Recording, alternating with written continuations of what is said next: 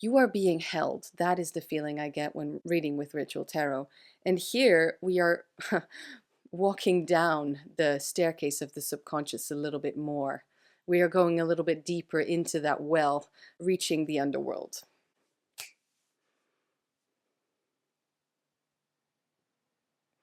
Get ready for an unboxing. First impression, just received Tiera May's Oracle deck. It couldn't have come at a better time.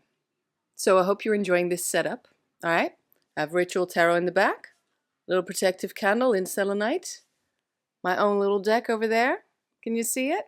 All good vibes. Oh yeah, doggy on the couch, fairy lights in the back. Let's go.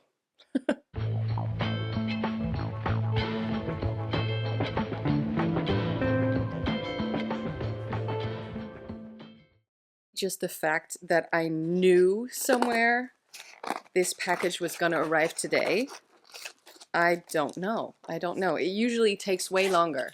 But I was like, nah, I'm gonna stick around in my apartment today to receive this deck. And yes, it came.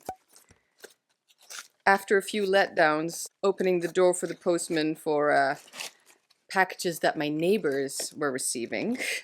Should I turn down that blue light just a little? I know I'm pale enough to reflect light, so let's not exaggerate things.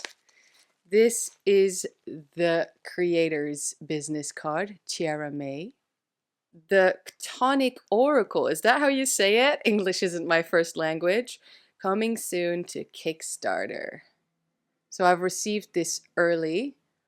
I believe I'm the first one to receive this deck because this is the second test copy that she received. So she received 2 test copies and this is the other one. So you can imagine my excitement about this. Also, of course, having seen some snippets of it on Instagram, it looks intriguing. And you guys know I love Ritual Tarot, her first tarot deck. So let me just read this. This oracle is a search for the sacred within the realm of the unholy. It is the coalescence of the immaculate and the sullied, the divine and the demonic, an oracle for heretics, revelators, and heathens, a blackened gospel, an angelic beast, an offering to the void, a great unlearning. May we deify the curse and carve out a path in the darkness. Well, that sounds like my whole entire practice. So let's get into this deck. Jeremy, thank you so much for trusting me with this very special copy. I feel quite lucky. So guys, this deck, as I said, is a test print. It's the stock and finish that I'm familiar with the last Ritual Tarot printing. I believe there are less cards than a tarot deck because this deck does look a little thinner than the tarot deck. But Tiera did share with me so far that since this is a test printing, we are missing some things. Like, for instance, the cards are in no particular order. So this is really just going to be first impression, just me reacting to the artwork on the cards. So there is no context because Tiera actually did make, also collage style, some, I believe, poetry. You see, I don't even know. This is just gonna be me reacting to this artwork that I already love, right? From Ritual Tarot. Let me actually, for anybody who is unfamiliar with her previous work, show you a couple of my favorite cards in the Ritual Tarot deck. This is a titleless deck and it's analog collage. And I have such an amazing connection to this artwork and such a fondness for her work. That would have been the Queen of Discs. Here, this might be the most out there regarding, you know, triggering imagery, but it's bloody healing. That was the 8 of Swords or 8 of Daggers. This here is a beautiful Magician or Magus card. You can see Smith-Waite references in here, but also Thoth references. The Emperor. And this is the edition with the Lust card, which I adore. So let me show you that one. Lust, if you don't know, is what Aleister Crowley added to the Crowley deck, so the Thoth deck, and it's in place of the Strength card or Fortitude card that most of us are familiar with. I love this. I love this so much. And I have a feeling this Oracle deck is in line of this more dark, archetype. Let me just pop it right back. So this is the back of the cards. It's an ornate mask with something that looked like scribbles. To me, it actually even looks like a sort of a nest.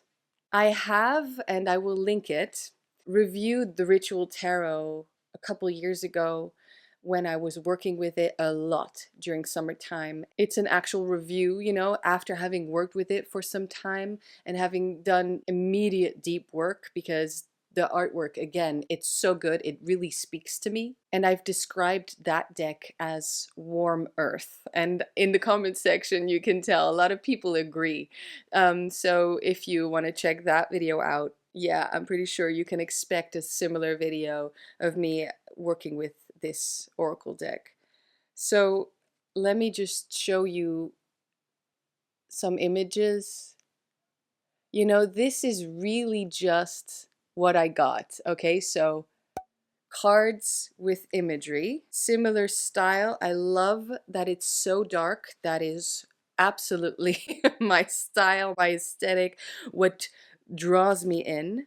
I have no context, but I can absolutely imagine these cards would offer really great journal prompts. Of course, a dark deck, so I'm gonna go shadow work, right? Sorry to be predictable, but honestly, not just the fact that it's a dark deck, color-wise or maybe even theme-wise, it's pretty clear to me that there is a lot to explore with these images. Okay, I love this. I love the background that's so chaotic and yet contained, I always go for decks in my top 5 that either are of a very traditional or well-known system, I should say, but the decks that really draw me in, that really get my attention, get my imagination going, are decks that show the void, show the darkness.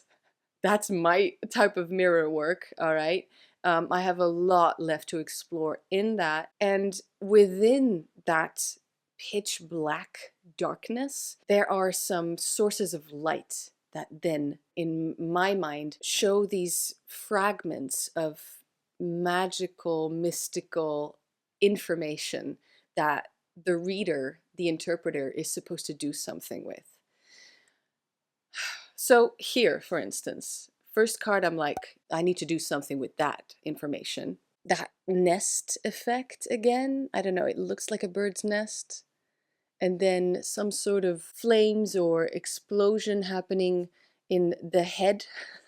And then looking at this probably ancient half statue of a fertility goddess or some sort of feminine energy balancing on top of dice or die. It gets something going. Then we have this super weird eye in the middle here. It grosses me out a little bit, but I love it at the same time. Here, iconic. A bird, maybe a raven, perched on a branch, and on top of the animal are those skulls, and they look like a stairway that you're supposed to take to get to another astral realm that is filled with some sort of wisdom that you're supposed to earn. I mean, I love this card so much. So I have opened up on YouTube here and there, but I must say most of it is on Patreon. If you want to know about this, I recommend, and it would mean the world to me, a subscription to the After Party tier, because I talk about my relationship to Lilith, working with Lilith, and you probably can't blame me for seeing her in this card. Amazing. Also, I am Astral Lady Tarot, okay? Misconception there again, that I know a lot about astrology. No, the astral is is a realm, is everything, right? It's not astral like astrology. That's fine. I don't mind. I kind of laugh about it. So I have no idea what planet this is, but it sure reminds me of the moon in an eclipse form, so blood moon, which works so beautifully, magnetically with the Lilith energy.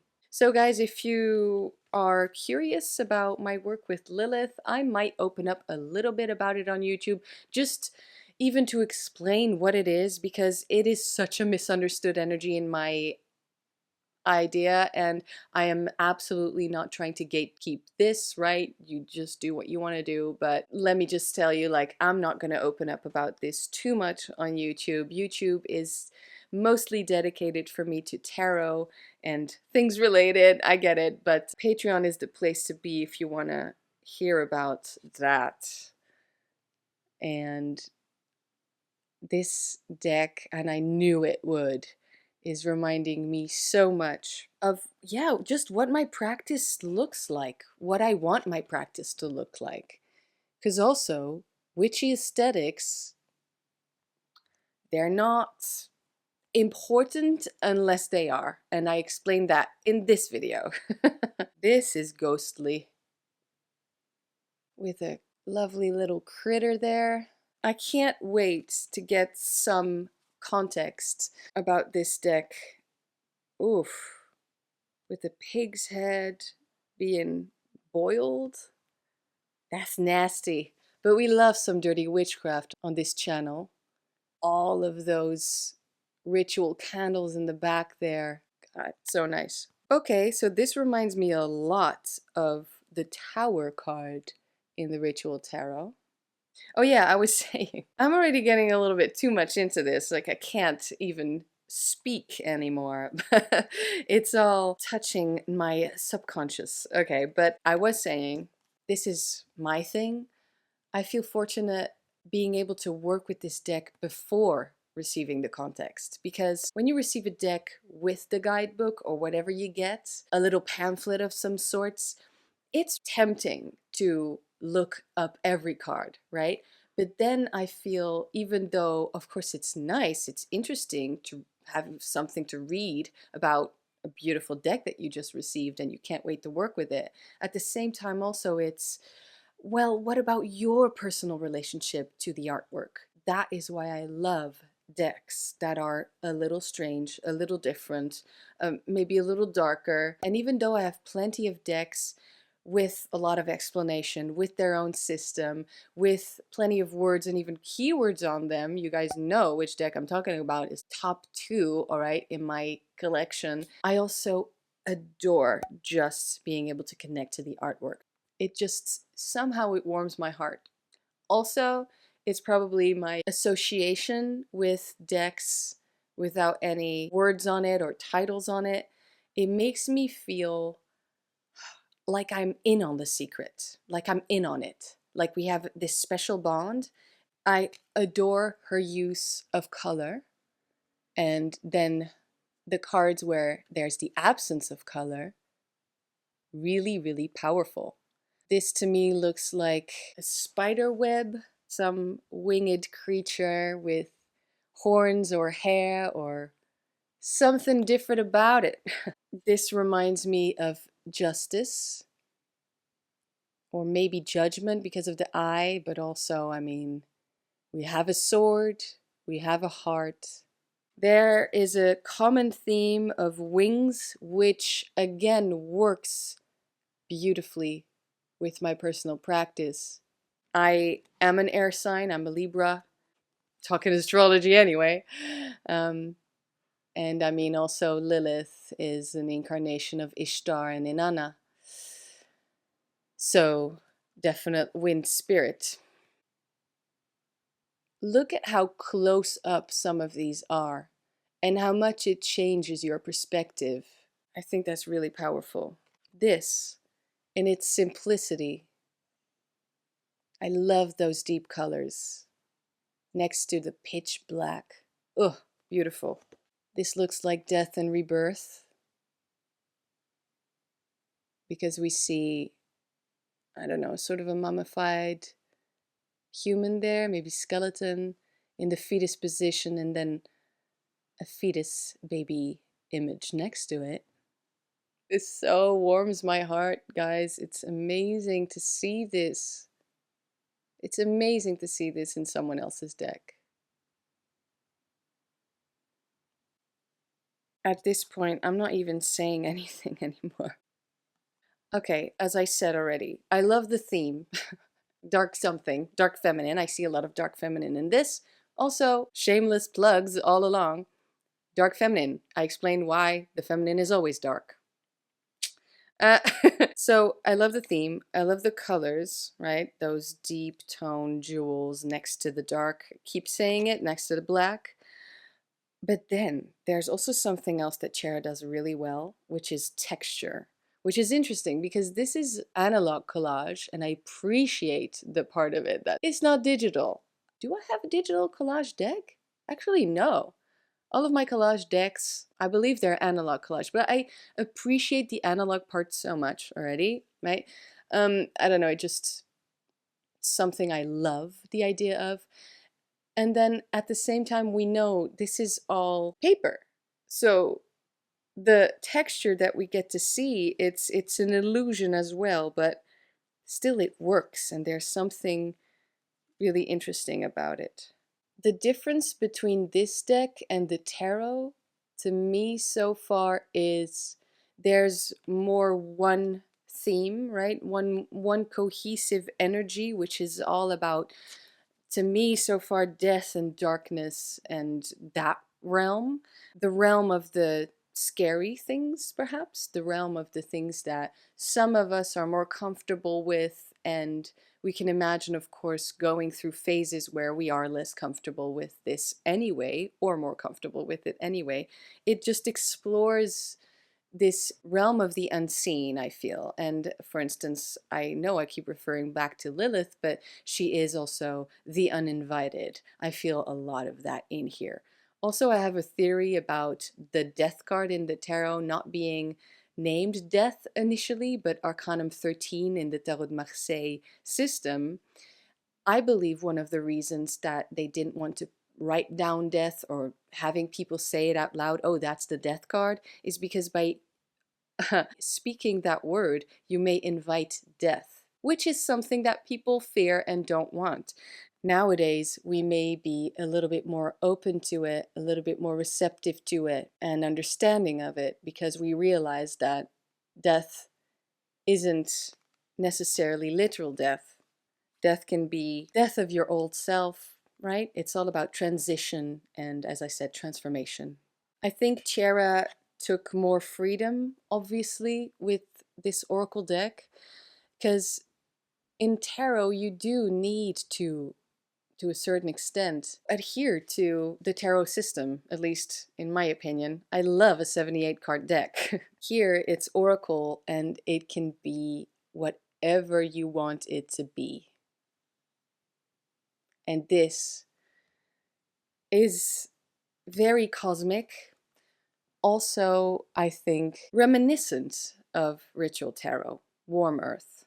Yes, I would even say it's not just Warm Earth, the consoling aspect that I feel using Ritual Tarot, doing readings for myself and others with it. So it's not just the earth that hugs you, you know, that's there for you, that you know this is your home. It feels like a warm hug home, and yes, there is some transformation. It can be fiery, but also it's mostly like a you are being held. That is the feeling I get when reading with Ritual Tarot. And here we are walking down the staircase of the subconscious a little bit more. We are going a little bit deeper into that well, right? Reaching the underworld. Oh my God. Thank you for putting a tree in here. And a dead one at that. How beautiful is that? Oh, so much to journal on with this imagery. I'm telling you. And so much that I recognize, like, are these keys? And again with the bird, theme. Really, really, really beautiful. I also have something with a deconstructed human. How do I say that? The imagery of a deconstructed human, like for instance the Crowley Tower card, where they are crystallizing and losing form and losing shape and becoming crystals. Those people that are jumping or being ejaculated from the very phallic tower. It does symbolize, again, a really big shift, a big transition where you're almost forced into being, yeah, just deconstructed. It's in order to make a new whole, which is happening in the star card, you could say, or starting in the star card archetype and chapter. First you need to take apart yourself and realize that they're all different pieces still. This image does ring a bell there, and I love the little touch of, is this the white dove? What's it called? Help me out in the comments. What is that white freedom peace dove called? Because my second name is the Corsican name for that bird, which is my grandmother's first name.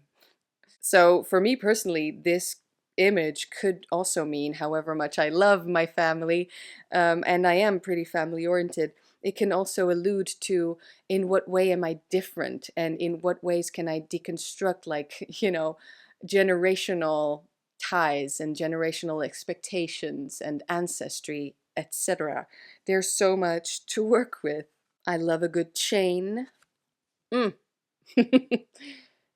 Is this in the shape of a specific organ? It looks like it to me. Love a good scare. That is very sacred as well.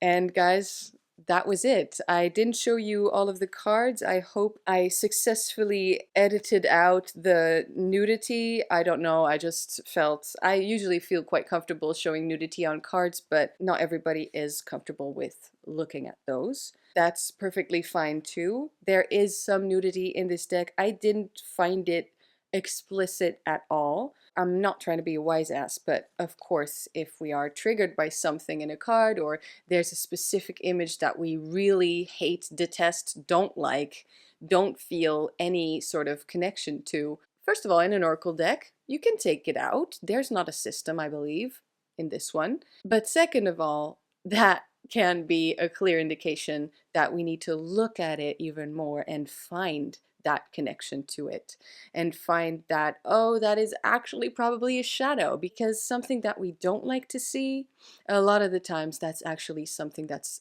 definitely a part of us, but we are rejecting, ignoring, pretending it's not there. It's in shadow. So having some triggering imagery in a deck, I think, is it can be very valuable. We can learn a lot from ourselves. This, it already feels like a sacred tool. I can't believe, again, how lucky I am to have this in my hands. Just to explain to you a little bit better, hopefully, with what I mean with the not liking a card and then working with it, working through it, journaling about it, trying to become that which you see in the card and feeling it in the body. The card that I despised when I started getting into tarot was the Chariot, because all I saw was ego, and not the good kind. I saw this pompous, unlikable, spoiled little prince, and I wanted nothing to do with it. I thought that guy has some serious attitude. After having worked with it and through some things, clearly, I adore that card now. I love the Chariot card. And I know from experience, experiential knowledge, using tarot, oracle, whatever, that it's an amazing, great, powerful, strong energy that really can help you power through some things. It is movement, and we gotta love movement as spiritual people. One last thing, let's compare sizes. Exactly the same as the tarot deck, as I had hoped. It's the exact same cardstock and finish, as I said, as the last one of the Ritual Tarot that I have in my hands right there. And you can expect more videos from me talking about this deck, talking about my experience working with it, what it means to me, and hopefully soon I will have some more context also as to what these cards depict and what the creator meant to say. Thank you so much for being here, for taking the time to watch this all the way through. I know I can ramble, but I just get excited about these things. And again, I feel very privileged and happy and lucky to receive these beautiful cards. You can be sure I am a fan of Tiera May's work. Obviously, her deck will be linked below, and so will my Patreon, my other things. You know, take a look in the description box. Also, do me a favor if you like this video or like my work in general, leave a comment. I'm not gonna play the game today. You can comment whatever you like, but just in case you've made it this far, comment something. Let me know that you are here, let me know that you appreciate these types of videos, and maybe, if you want, suggest what you would like to see from me on here. I can definitely take it into consideration. I usually do. So thank you so much for doing that, for supporting the channel, supporting my work, and definitely take a look at this deck. I have a feeling it's a little dark gem that I'm gonna enjoy a lot. So yes, I will update you soon, and I'll see you next time. Bye.